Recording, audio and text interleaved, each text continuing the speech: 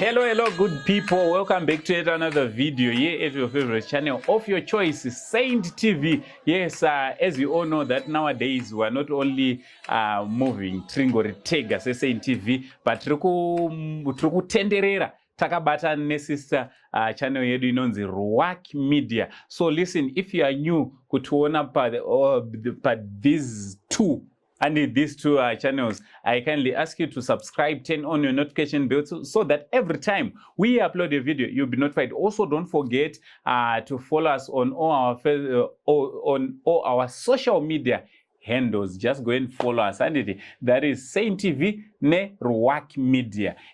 So ndichitoti zviri sei kwese kwamuri muri Zimbabwe. Nasi tiri panapa tine conversation katinoda kuti tinge tinoita. Imi mosununguka kunyora ku comment section kuti munofungei nezvatichange tidiscussa panapa.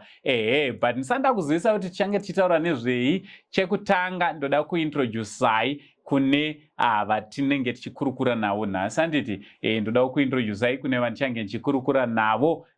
Kufar left, handiti kufar left tine musikana aripo anonzi iye Chishamiso. Welcome to the show. Thank you. All right. Didi? I was right. And Didi? Yeah. Good to have you pa show ino. Thank you for having me. Good. Pa duzeni napa pa katpedu. Pane musikana arikunzwa kuda kuseka. Tokuregera umboseka. Yes, anonzi Blossom, right? Blossom, she's going to be part of this show. Ime motuzo, what do you think about Joseph Chanyorwa na Blossom? Blossom, zuri Didi? Uncle Saint. Aiwa, ini ndinofara. Good to have you panapa. Thank you for inviting me. All right. So, nasi tatirege tingogara pasi timbokurukura. Ndimo vasikana vachona. Handiti, ende ndimo vatiri kutarisa futi kuva ana mai vamangwana. But pane kajeni kari pakati apa kekubva keumusikana, pane zvakawanda zvinoitika kuti munhu azoita mai. Handiti, so ndo zvatoda kuti tinge tiri tinokurukura. Toda kumbotaura pamusoro petopic yatangoti youth. Handiti, youth being a youth in general. Handiti, toda kutaura pamusoro pema-relationships, toda kutaura pamusoro pe-friendship chaiyo. Toda kutaura pamusoro pe anonzi mabesti. Makambomanzwa anonzi mabesti? Makambomanzwa kana kuti motori nawo? Takambomanzwawo. No, hapana na besti eri. Chishamisawo na besti eri. Handiti, but ndakamboita besti umwe munhu. Saka ndichakudza kuti zvaifamba sei. Handiti, so feel free kunge muri munotaura. It's not an interview. It's just a conversation. Mataura tachitongoita tisati tauya panapa. We just want to continue izvozvo. Handiti. So guys, chigarai pasi imimi munatsochidzikama muteerere zvatichange tichitaura panapa. So chekutanga ndoda kutanga newe Blossom. Handiti, chimbotanga umbotiudza just ka background kako, just a little bit. And zvauri kungada kuti vanhu vazive kuti Blossom anonzi Blossom ani akakurira kupi zvichifamba sei. Okay. Thank you so much, Saint. Ini ndinonzi Blossom Remao. Ndakakurira kuMfakos. Okay. Staying with my granny, and then I did a degree in visual communication and multimedia design because I'm so much into digital things. So I've been an artist kubva kudhara, and mataura majenis acho atinongofamba nawo aripo, but we thank God kuti we are finally there. All right. Taura kuti we are tichava ana mai vamangwana. Yes.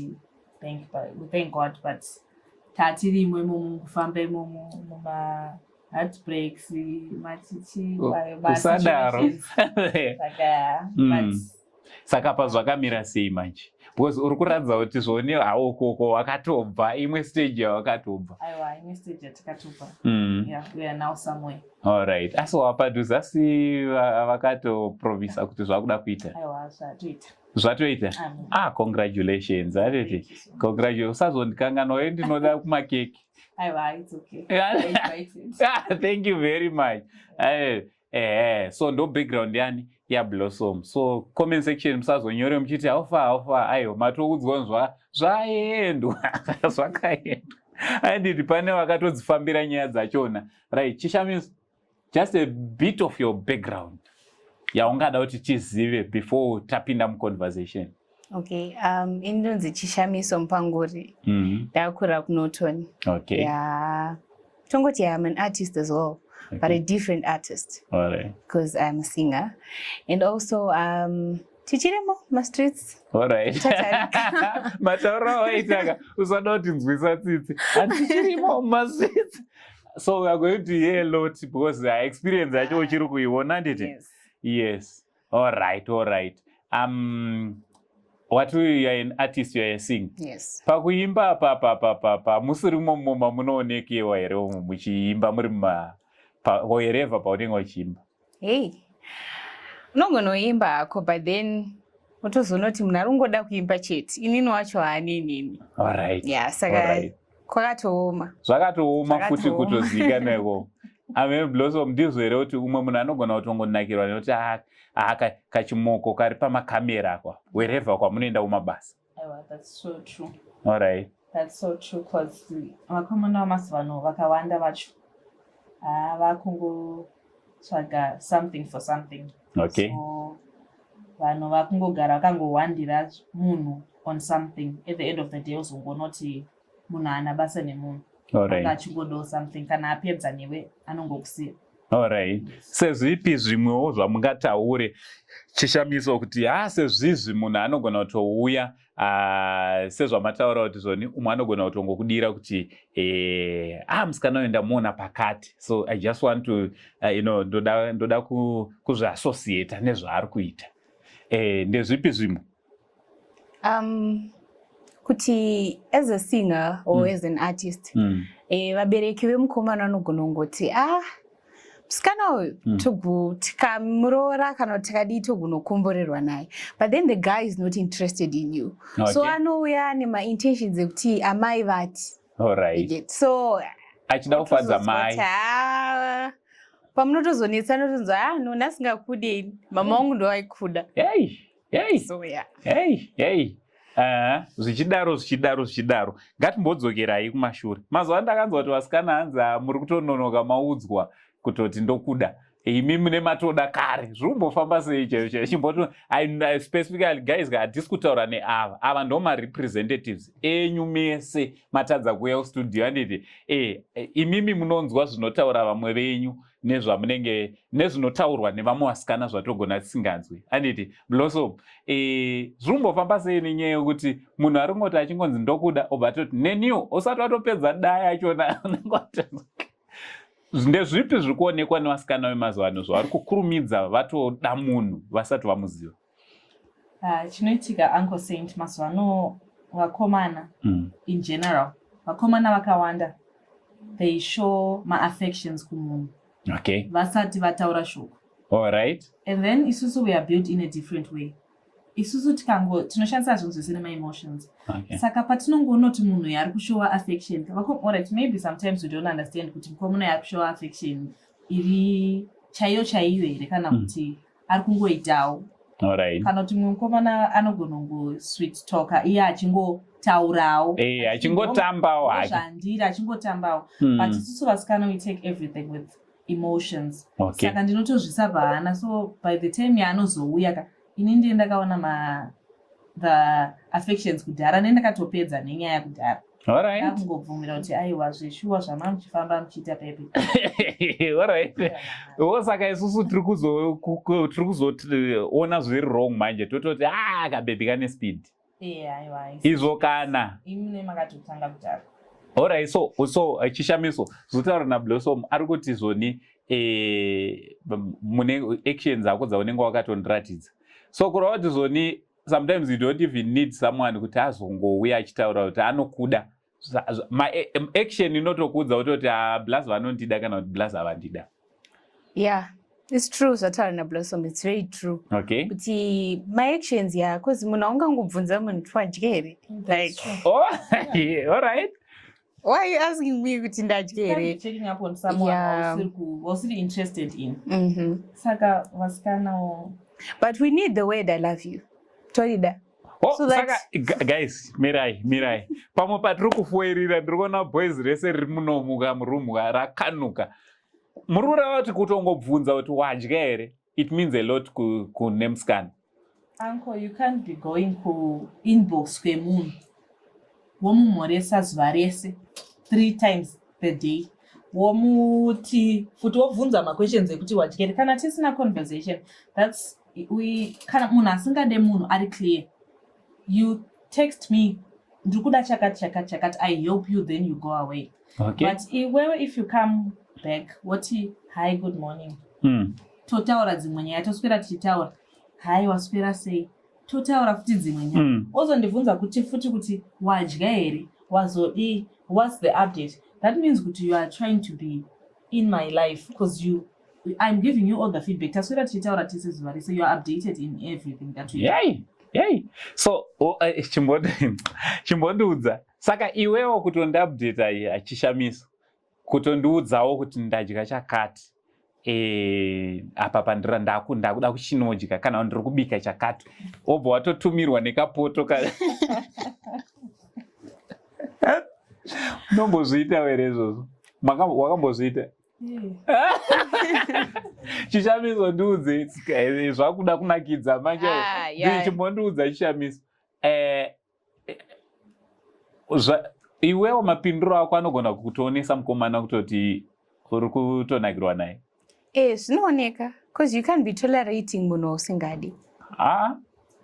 Ndaona wamanya kuti pachena. You can't be tolerating munhu usingadi. Because munhu wausingadi ka annoys you. Even a simple hi inokuitisa hasha dzekuti why is he texting me like? But munhu waunoda akatoti hai kana kantomurika. Serious?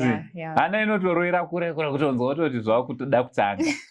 Serious? Yeah. All right. So ndo patiri kuti chero paanozotaura unotozoona kuti let me not waste his time or my time nekuda kumbotenderera peta kutongogara ndaudza munhu. All right. Ndoda kumbobvunza iwo kuti mazuva ano zviri kutorera vasikana nguva yakareba sei kuti angari anopindura. Ndimunoenda kumaconference evasikana makanoudzana zviri kuvatorera nguva yakareba sei. Pane the saying yemazuva ano yekuti kana uchingoda munhu ka kungogara wangomuzoti unoda. Alright. Because waiting 3 or 4 days is not going to change anything. Okay. Unomuda here kana kuti haumuda. Alright. Saka iwo munhu paanotouya kwauri unenge uchitonyadzozoti uyu munhu ndomudo. Alright. Saka panozokuapproacha ka. Yeah. Faster. Toti shamwari makatononoka masvika tsatsa. Wakavesta time uchifamba. Aditi. But tiri kuzonzwa alright. Tombodzokera kuside revakomana patachibvunza kuside kwenyu. Unozviona sei? Andi ndanzwa mataura kuti munhu anokupawo attention achikubvunza kuti wadya here, uri kupi, waenda nani, anditi zvekubvunza kuti unani, uri pai, hazvina kajealous mukati here. Mozvifarira here kuvakomana? Isusu vasikana. Truth izvezvi anditi, izvo tiri kushuta anditi. Wotonoona message yanzi uripi, unani, muri kuitei, mamessages akadaro.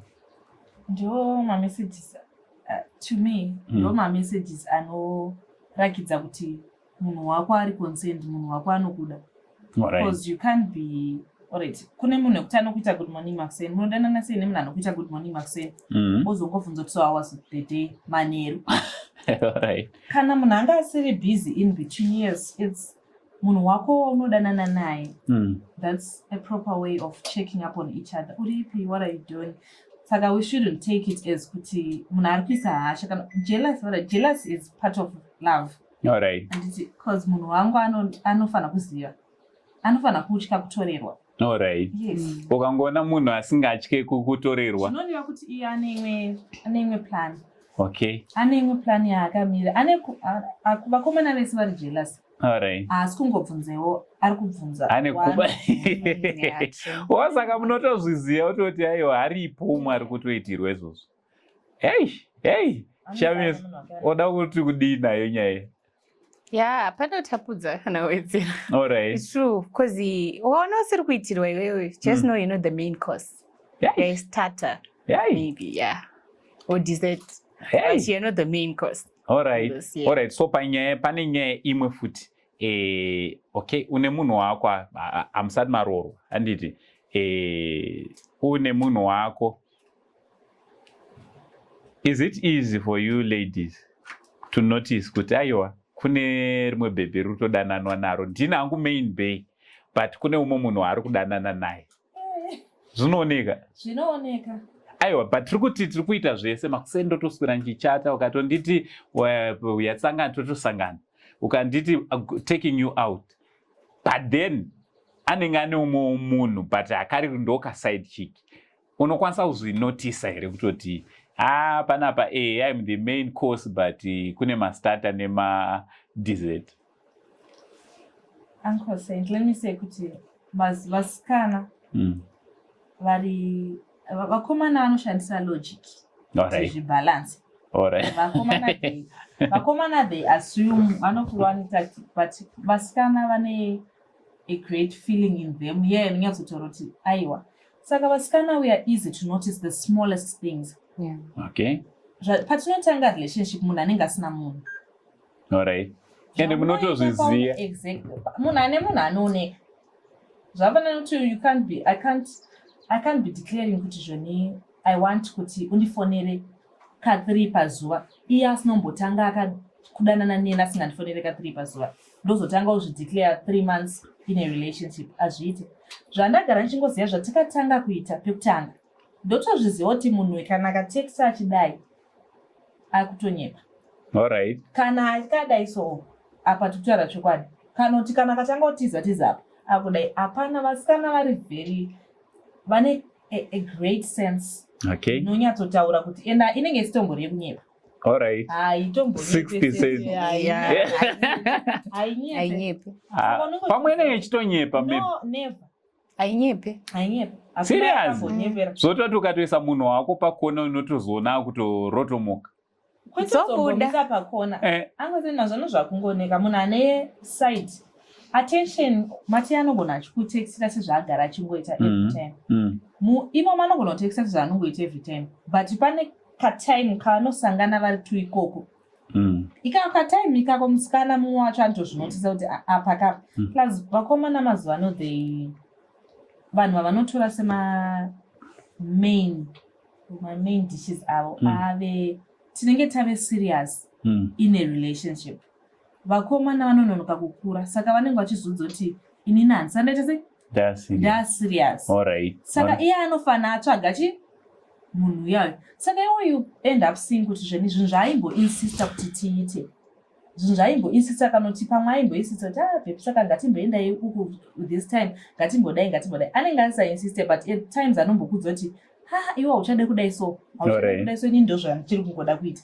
Unotozozvona munhu achakubvunza. Obva uchiziva kuti aiwa kwakazoita sei? Kune vakazoriplace pakapate.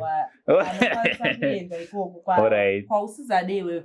But asuro anenge achikudza kuti kukuda ndokuda but pane ndichiruda umbonakira. Izvi zvimanje zvausisade kuti tiendoko ndokwa ndichirumboenjoy.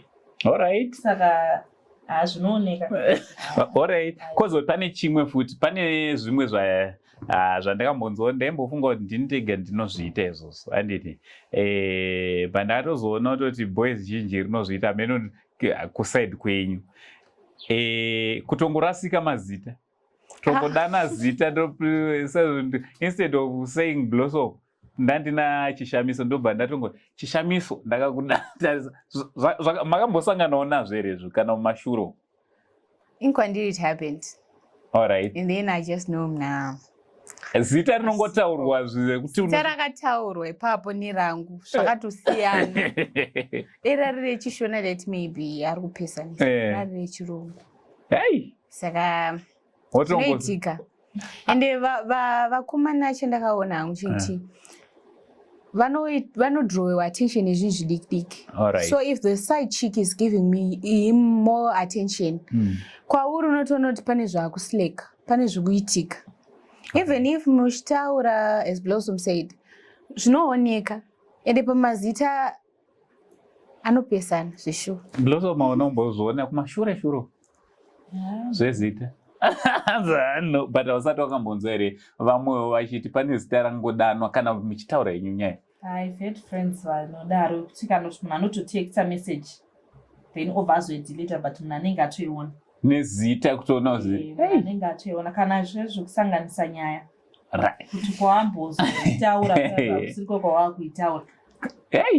Kana kuti inini manjeka ndinoda kutongobatsira nditi inini zvandakatombozoita rimwe gore anditi ndamunhu mukuru handichaite izvozvo but zvandakaita this other year ndakati ndichidana nemunhu ndo handaenda naye somewhere. Ndasvika ikoko vanobva vatomuziva like vanhu vanozwa Uncle Said, right? Uncle Said chichi ndo handatoti ndochimoko ndobva ndazokanganwa ndakambokuenda neuya uyu ndobva ndaenda neumwe ndasvika kuya ndichitomti tadzoka kuya kwatakambouya kakuya kuya papi pacho ndikati hausipo ndakazopesa ndakuita sestupid ndazorealize kuti no hasi ndakambouya panozoenda kuti ndakamboya nesister yangu ende uchitonadzo zo sister yake hafu yakaenda nayo kwese akuendwe nesister ikoko, right? Alright, zvichidaro toda kumboenda kunyaya yemafriends. Anditi mafriends pane anonzi mabesti. Ave makambomanzwa here mabesti? Ari kunetsa mazuva ano keuti bhebi rinenge richidana nemunhu wake anditi and then pozongoitawo rimwewo ziblazi rinonzi ndo best wangu ndo yotori shamwari yangu ndo best friend yangu. Ladies, chimbotiudza zvinofamba sei? Am I not supposed to be your best friend, to be your bestie? Why is it inini ndine ndiri bei wako but kozoita vamwe vanonzi bestie? Bestie. Zvakabva kupi izvo ende zvakangowanda kumaladies? Isusu varume hatiite izvo. Isusu ka ndiwe unenge watoda ndiite bestie wako. Not kuti iwewe uye uite best wangu. No. So that's 50-50 because imimi ndikuya kuzoita mabest mchibvuma. Isusu edu tine sevarume, okay? Sevarume ka hatingozoti best. Tine chitodanana. Iwe ndione uchitoramba. But isusu tine chitodi. Amene njendurume ndirunyepera. Vesa. Vane mabest wako mana vese yawa. Imune mchida musingade kuti officiate but just nechitodana name. Ndo mafungiro wangu. Muno watora sei mabest. Or muno understand sei mabest. Shami. I've never had a male bestie yangu. But I think kuti male bestie ka munhu akangorambawo zvake. Alright. Toatamisa mufriend zone. So anoda kuuya nebrotherly love kuti akushow kuti nditori more affection darika your boyfriend. Saka anenge ato male bestie is simply in a competition with your boyfriend. Ndo zvine zvitongoitika. Because he's there for you zvese yeah. Nyange ukatomufonera kuti ndataura na Saint ati hapo. But ndanga ndichida kuenda kwakati anobva atoti rega ndidrive ndiyozokutora mai manje. Ari kuda kungofita pese. Unoti wokudina imi? Ndosaka ankonda ndatanga ndakubvunza kuti zvoni asi mimi munenge mabvuma. Men you see it as a window rakavhurika. Saka inini by the time yandouya nema emotions ari genuine kuti zvoni naida kuenda ikoko asi mukomana wangu azobatikana. Can you help? Imimi kwamuri yato penalty. Handiti makutoya makutose makuto like but I think kuti ariko mame best achiri my best chaiwo my best friends. Alright, pane imwe nyaya zvakare yandinoda kunzwisa vasikana ndimunonyanyozviita especially kana makuroorwa panyaya inonzi hanzi Roller Squad, something like that, yeah. And mese munoida squad ona mapfekato akafanana muripo kune mafriends ako kana kuti vamwe maladies 8-9 handiti but paroller squad baibaika ando mafriends enyu echisikana vamune makaisa padhuze handiti tiri kuzonzwa kadzimwe nyaya dzakubuda masecrets ekuti unenge wakutoshayiwa kuti zviri kubva kupi ameno muri kudzinzwa here pamatiktok pamasocial media handles ese tiri kuzonzwa kuti roller squad paita makuhwa echakati pazotaurika zvakati kutoti muroller squad imomo mune umwe munhu akatodanana neava vari kurora muri kuzvivamisa seiko kumaroller squad kwenyu? Saint, I'll start by saying we can't be having 9 friends. All right. It's no longer a friendship. How can you have 9 people around you? They say, "Oh, no, share now my story." Over they say they are close to you. Okay. That's impossible. And in a ghetto association, you. All right. If we look deep into it, mune vanhu tu vanofonerana pavo vega. Moita vanhu tu vamwe vanotaurawo vari vega. Saka mu association umu mune magroups akasiyana siyana.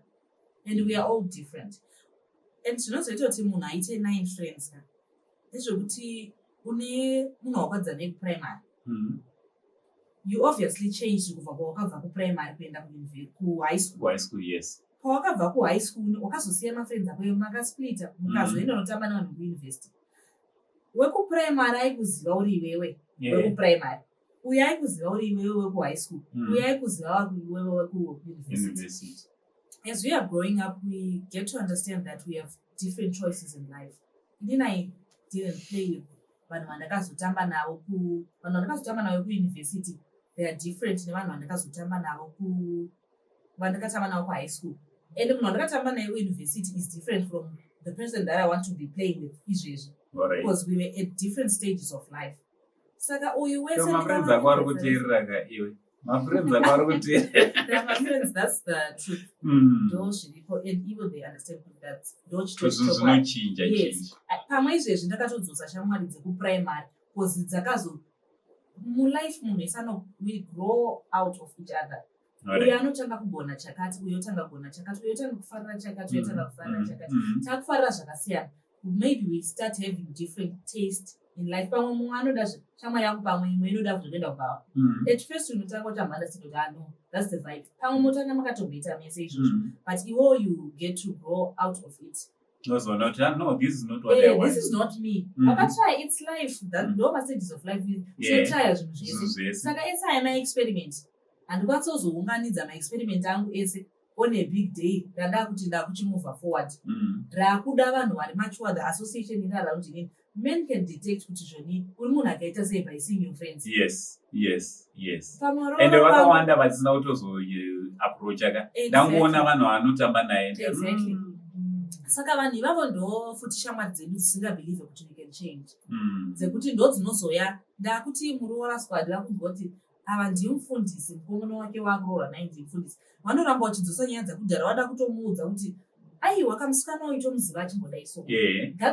Handisisirini wawaiziva iye yakaenda handisisirini ndakachinja.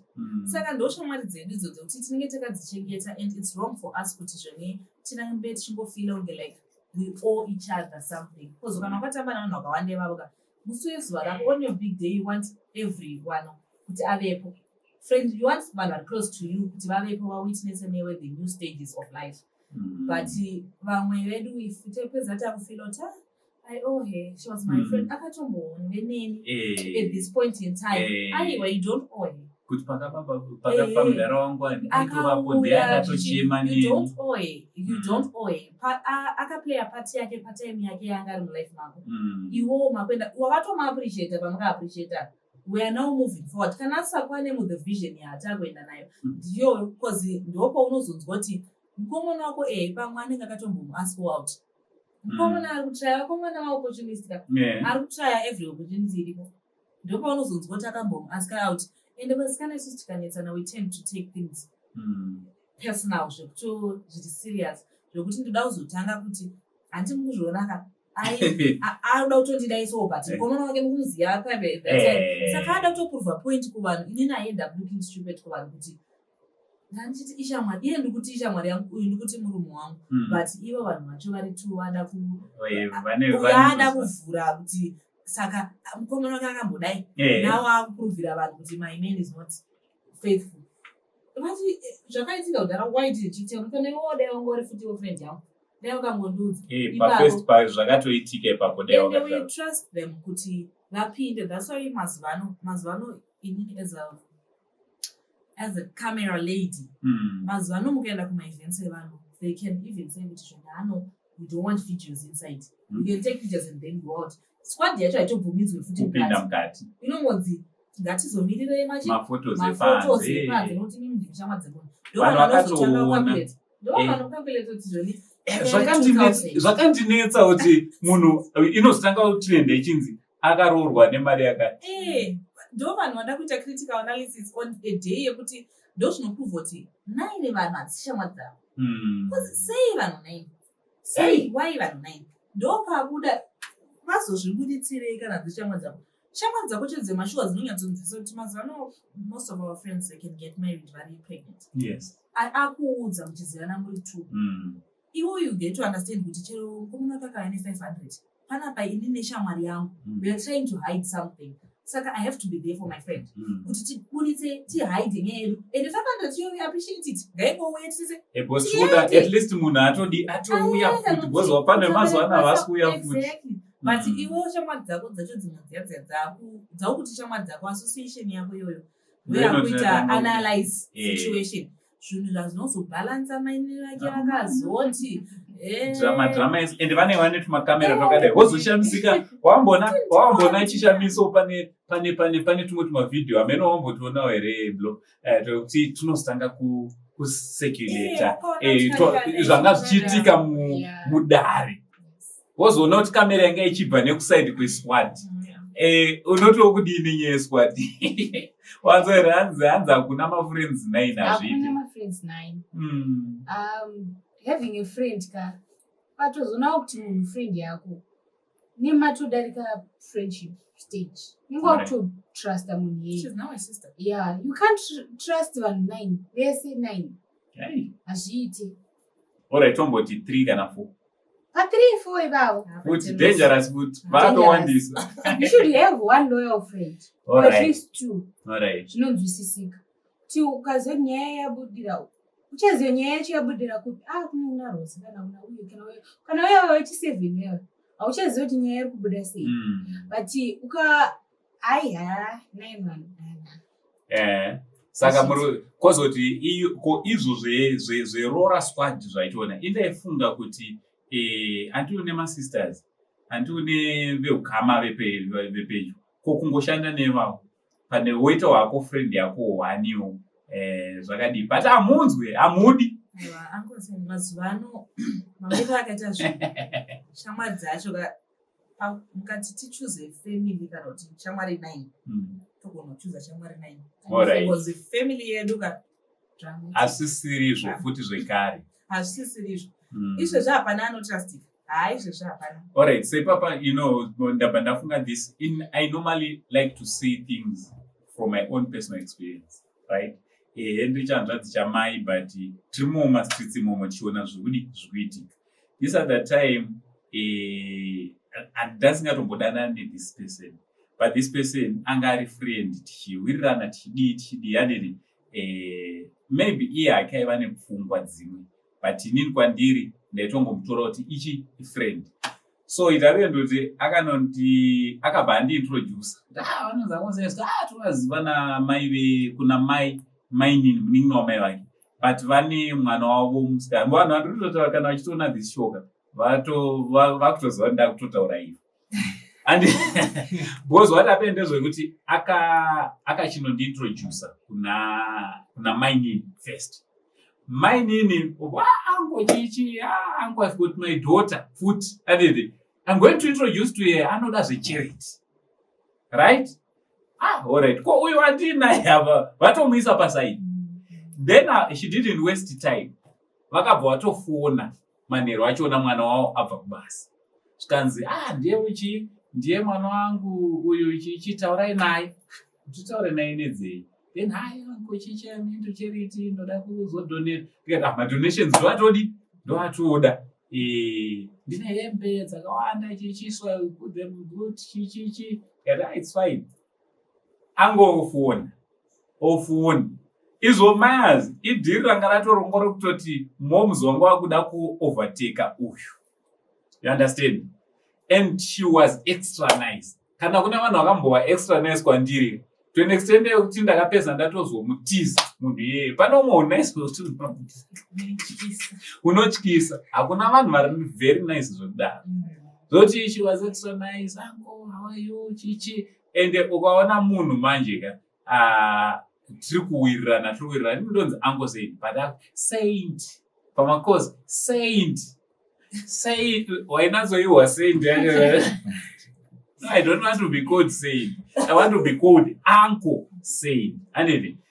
zvichidaro pandakazotanga kubva mai vachona vakazondifonera futi sikanzi komana wangu akaresvei chichi at least you talk to her, she's just nice to you, she want zvecharity zvamunoita harisi basa ramwari. Ndobva ndatoona kuti there's something, understand. Uya friend yangu but ndakazomuudza akatoseka, you know, she was very nice to an extent yekuti anoita zvakashata angoti idrama ririko kumafamilies ese. So I'm listening right now kune zvamurutaura kuti mafriends pachona andori nani pane family. Anete hatisi kuda kutaura zvakawanda tisatare zvakawanda. Yeah, so guys, what do you think about nyaya dzatiri kubata panapa? Nyaya dzakasiyana siyana. So ndoda kupa mukana wekupesira wekutaura advice yaungada kupa kune maladies out there, especially maladies ari murwendo rwekuti vakuda kuenda. Anditi takaita zvinhu zvese zvatakaita kumashure but apa pakuda kuti tinge tinofamba zvakanaka. Also panyaya yemagifts mai manje anga iri vhali pana umwe asina kureceive and relationship yakatodhakwa nezvozvo. Mungopawo kuti maadvice wotwenyu ndinotanga newechishamiri. Okay, chandodota ndechekuti be open to your man, zvekuti anoziva zvese. Alright. Kuziva background yemunhu kwakanaka so that mafriends pachauya achimuudza it won't be new to him. Alright. Kugara wamubudira pachena. And also you guys should mind your friends. Pamunoti mafriends havasi mafriends enu. They are the one vanocreate a ghost account on Facebook vachikupisai. Vanocreate a ghost account on TikTok vachikupisai. Pane chimwe chokwadi chaunoziva kuti hachisi kuzivikanwa kunzi but unonochiona mucomment section. Yeah. So you guys should at least kana wanoti secrets ari kukuremera ka. I mean, keep them to yourself. Alright. Because kunze kwakashata zvaizvozvo. Yeah. We have loyal friends, yeah. I also have a loyal friend, a very loyal one. But vakawanda havana kudaro. Vashoma vari very loyal. Alright. Vashoma vekuti vanogona kunzwisisa situation yako kuti no, tembo tamba takadai so kana kuti tembo dai so. But now takuchinja takudai so. We all have a past. But kana yasvika nguva yekuti munhu akuda kuenda, let's just forget about it. Titotangire papo pekuti akuda kutoenda papo. To continue with that journey. Ndokuti friendship ifambe. And also isusu friends evanhu. We should learn to keep quiet. Learn to have inoita kuti munhu achengete a secret. Kuchengeta secret yemunhu is not easy. Zvakuda kuti iwewo pache zvako are you loyal to yourself? Alright. Because you can't be loyal to someone else who's still loyal to yourself. Are you even loyal to yourself? Say that. Yeah. Alright. Ayo mashoko makuru kuti atiri kupiwa na chishamiso shoko rake guru rekupesera pazuva ranhasi. Timonzwa Blossom kuti ari kutiwo kudi. Alright. So I would like to encourage all the ladies out there to keep your circles small. Sezvataurwa nachishamiso. Sezvanambotaura kuti vanhu vaive vatei takatamba navo kuprimary, kusekondari, kuuniversity. Yes, they are now family because takasangana navo. The difference between family and friends is kuti friends we communicate now every day. Family yedu hatitauri nayo every day, but they are still there for us. Kana iwe uri family ya someone, kuti ndiri shamwari yako ndakatamba nayo kudhara. When I call you, ndikati pane pamwe padoziva kuti apa pari kuda friend yangu nhingi uyave pari too soft haachazvikwanisa. I need you kuti uyozondibatsira on something. Be there. It doesn't mean kuti kana musisiri mafriends you have to like kuudza vanhu to publish nyaya dzemunhu dzakudhara, kuudza vanhu what she did kudhara, kuudza vanhu background yake. Asisina basa izvozvo. Iwo you are now family. The reason why you are not communicating every day is kuti machinja, iwo wachinja, iye achinja. Maybe you don't appreciate what she's doing now. Here she doesn't appreciate what you're doing now. But there's a time pane paunoziva kuti iye anodiwa. You just call her, Shamari Nina, I need your help. She's there for you. We are family. As ladies, we are very powerful. We need each other in life. And at some point, we get somewhere. Just to criticize what's going on. You are family. So what do you benefit? You benefit nothing. And on the issue of vale and gifts, ladies, if you are now someone, if you are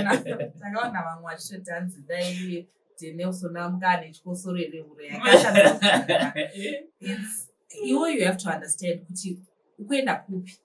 Vamwe vangwana vakomana pamwe mukomana wakada kusurprise nekuparing. Iwo wabva watsamwira maruva kana kuti you called off the relationship just because unopiwa a gift for one day. Valentine is just the 14th of February. One day per gore. You don't. It doesn't change anything. Ukatospenda zuva varara watozvikanga noti zero rakatopfura ivo wakapiwa maruva acho already. Maruva ava akatozava kudhara. Izvo ndo hatotombozviremember kuti vane maruva. But you know you're preparing yourself as a strong woman, as a powerful lady. You're preparing yourself to go somewhere. Murume wako akasakuitira izvozvo one marriage unotsamwera unobuda here uenda kumba kwamai vako. You don't do that. Saka you have to mature to the extent of hauchachemere zvinhu zvisina basa. Valentine there are something chawaniziva. Munhu just makes you feel, most of you vakomana venyu vanotozombokumeka kuti ufeel special just for that day. And that's not even healthy for your relationship. You don't have to be like that. You are stranded for something that you can have really at your own exposure. There's a lady anointed as a poetry, so ladies should try buying themselves flowers. Right. There's a place there in Vainona or somewhere. You go, same ladies. Right. It's a ladies' date. You feel more special than munhu kuti akupe maruva. Pane kuti iwo wachitengera maruva aunonzwa kuda. Aunoti this is nice. I got this for myself. Ukazvipa sezvataura kunzi if you don't have self-respect for yourself, ndiani anokuitira. Kana iwo ukazvidzidza kuzvitengera magifts, ukazvidzidza kuzvipa flowers at your own time, kuzvifilisa special at your own time, that means kuti someone can just come and do that for you. And then ndo patinozoti vakomana vedu vaiva ndo vakomana vedu vaiva pavanozouya nokuti munhu akupa maflowers nhasi uchamubhadhara nei? Shoko guru akupa maflowers akakatoemirira vhale saka unotozobhadhara somewhere. Yes, that's how you get kuti. That's why muchona paChristmas pepe pachitanga kunzi people go out vononwa doro and have fun. Watengerwa doro waitirwa zvese. Asi muna January pepe tichazokuona waaneka baby. Kamugore racho rakakupinda watakuona waaneka bouncing baby kaonga usina plan navo. Just because you paid something.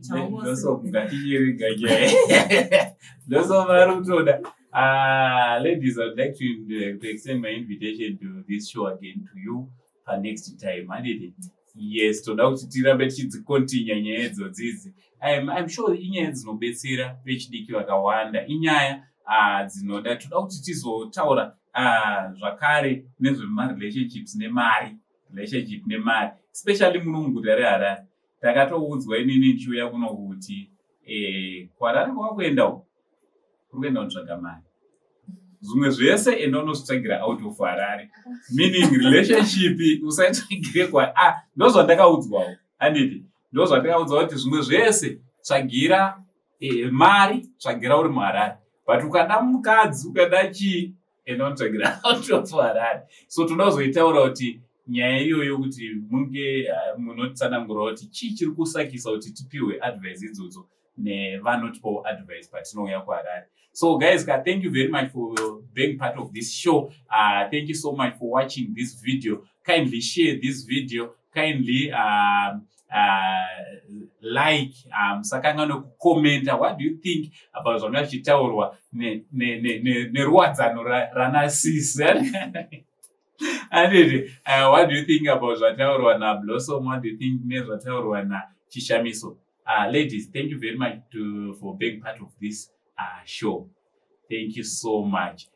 Next time pavanenge vari panapa ndopane chikudzai kuti vanoda kuvafollowa munovafollowa zvaita sei. For today regai timbosiya muri mususpense makadaro. Aiwa, from Uncle Saint these beautiful ladies for not hitting much now.